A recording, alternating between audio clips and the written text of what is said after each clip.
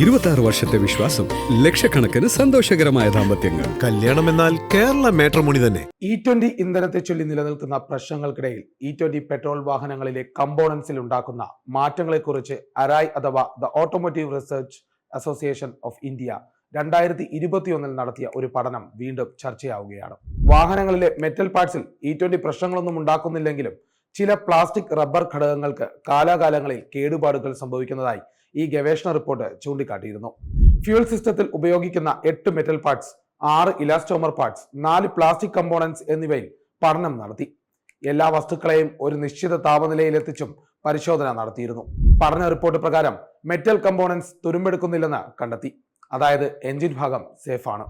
എന്നാൽ സാധാരണ പെട്രോളിനെ അപേക്ഷിച്ച് NBR, PVC, എപ്പിക്ലോറോഹൈഡ്രൻ എന്നിവയിൽ E20 പെട്രോൾ കൂടുതൽ മാറ്റങ്ങൾ ഉണ്ടാക്കുന്നുണ്ട്.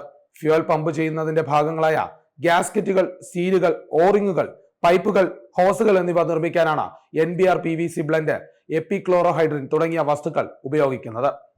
ചുരുക്കി പറഞ്ഞാൽ E20 പെട്രോൾ ഫ്യൂലിംഗ് സിസ്റ്റത്തിന് സാരമായ പ്രശ്നങ്ങൾ ഉണ്ടാക്കും. 2021 ജൂണിൽ പ്രസിദ്ധീകരിച്ച എത്തനോൾ മിശ്രിതത്തെക്കുറിച്ചുള്ള നീതി ആയോഗിന്റെ റിപ്പോർട്ടും അരായ് റിപ്പോർട്ടിനെ ശരിവെക്കുന്നതായിരുന്നു. ഇന്ധനക്ഷമതയിൽ ഉണ്ടാകാൻ സാധ്യതയുള്ള കുറവിനെ കുറിച്ചും ഈ റിപ്പോർട്ടിൽ പരാമർശിക്കുന്നുണ്ട്. വാഹനങ്ങളിൽ നടത്തിയ പഠനങ്ങളിൽ ഇന്ധനക്ഷമത ശരാശരി 2 മുതൽ 6% വരെ കുറയുന്നതായും കണ്ടെത്തി. മെക്കാനിക്കൽ തകരാറുകൾക്കും എഞ്ചിനുള്ളിൽ അവശിഷ്ടങ്ങൾ അടിയുന്നതിനും അകാലത്തിലുള്ള തുരുമ്പിനും കാരണം E20 ഫ്യൂലാണെന്ന് ചൂണ്ടിക്കാട്ടി സോഷ്യൽ മീഡിയ പ്ലാറ്റ്ഫോമുകളിൽ പലരും ആശങ്ക ഉന്നയിച്ചിട്ടുണ്ട്. എന്നാൽ ഇത് തെളിയിക്കാൻ നിലവിൽ വ്യക്തമായ തെളിവുകളൊന്നുമില്ല. 2021 ജൂണിലെ റിപ്പോർട്ടിൽ പ്ലാസ്റ്റിക് അല്ലെങ്കിൽ എലാസ്റ്റോമർ അല്ലാത്ത ഘടകങ്ങൾക്ക് ഇത്തരത്തിലുള്ള നാശനഷ്ടങ്ങളൊന്നും സംഭവിക്കുന്നതായി നീതി ആയോഗം കണ്ടെത്തിയിട്ടില്ല. 2023 ഏപ്രിൽ മുതൽ നിർമ്മിക്കപ്പെട്ട എല്ലാ പുതിയ വാഹനങ്ങളും E20 ഇന്ധനത്തിന് അനുയോജ്യമായ രീതിയിലാണുള്ളത്. അതിനാൽ പുതിയൊരു കാറോ ബൈക്കോ ഉണ്ടെങ്കിൽ ആശങ്ക വേണ്ട എന്ന സാരം. എന്നാൽ E20 കംപ്ലൈന്റ് അല്ലാത്ത പഴയ വാഹനങ്ങളെ കുറിച്ചാണ് പ്രധാന ആശങ്ക നിലനിൽക്കുന്നത്. ഇത്തരം വാഹനങ്ങളുടെ ഫ്യൂൽ സിസ്റ്റത്തിലെ റബ്ബർ, പ്ലാസ്റ്റിക് ഘടകങ്ങൾക്കുണ്ടാകുന്ന കേടുപാടുകൾ എത്തനോൾ അപ്ഗ്രേഡ് കിറ്റുകൾ വഴി എളുപ്പത്തിൽ പരിഹരിക്കാനാകും. എന്നിരുന്നാലും വാഹന നിർമ്മാതാക്കളാരും തന്നെ ഇതുവരെ ഔദ്യോഗികമായി ഇത്തരം അപ്ഗ്രേഡ് കിറ്റുകൾ വിപണിയിൽ ലഭ്യമാക്കിയിട്ടില്ല. സർക്കാർ എത്തനോൾ അളവ് E20ക്കും മുകളിൽ ഉയർത്തിയാലോ എന്നതാണ് മറ്റൊരാശങ്ക.